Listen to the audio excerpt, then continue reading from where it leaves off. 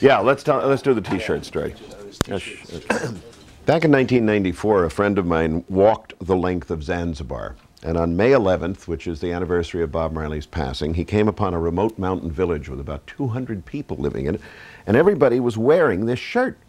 And he said, "My God, what does Kumbu Kumbu Ya Bob Marley mean?" And they said it means the second coming of Bob Marley.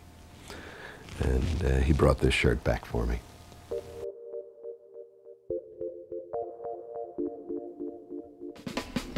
For me, reggae was a triple punch in the summer of 1973. I read an article in Rolling Stone by Michael Thomas called "Babylon on a Thin Wire" about the reggae culture in Jamaica.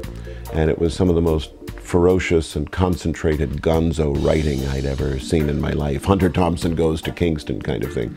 And I'd never really consciously heard reggae before. And Michael Thomas said, "Reggae music crawls into your bloodstream like some vampire amoeba from the psychic rapids of Upper Niger consciousness." And I said, "Whoa, man, I don't know what this sounds like, but I gotta find it." My life changed forever from that moment forward. And I wanted to find out everything I possibly could about Bob Marley and the Wailers, about reggae, and all the things that that study leads you to, which of course would be Rastafari, Jamaican history and culture and politics, the entire culture surrounding it. There's no real center in the world for Jamaican music and culture, and so, you know, this is the largest collection of that type of stuff in the world. He has preserved one of the most important musical archives in the world and kept it from being scattered in every direction. If you want to know where the real Fort Knox of every, Bob Marley music is, Roger Steffens. There is a constant stream of visitors to the archives from all over the world, literally. Many of them unannounced, just knock on the door. "Can I see your archives?" He has met and interviewed and really interacted with all the major players in Jamaican popular music over the last 20-odd years.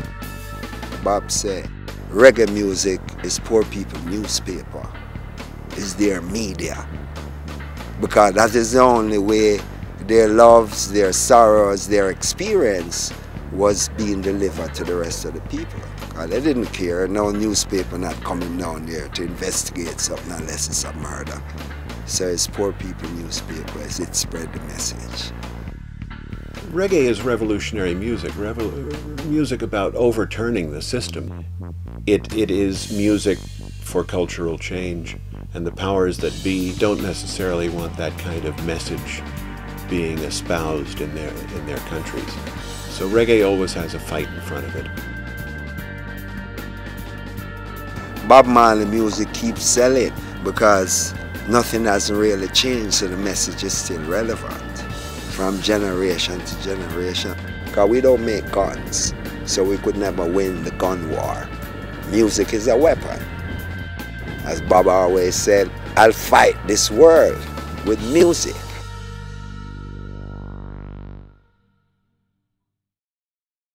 I said peace for the youth who live in the ghettos warring against one another. And I say that again and fight for that and defend that anyway. No, we ourselves have to have peace, then we can have unity, then we can demand justice. Because unity is strength.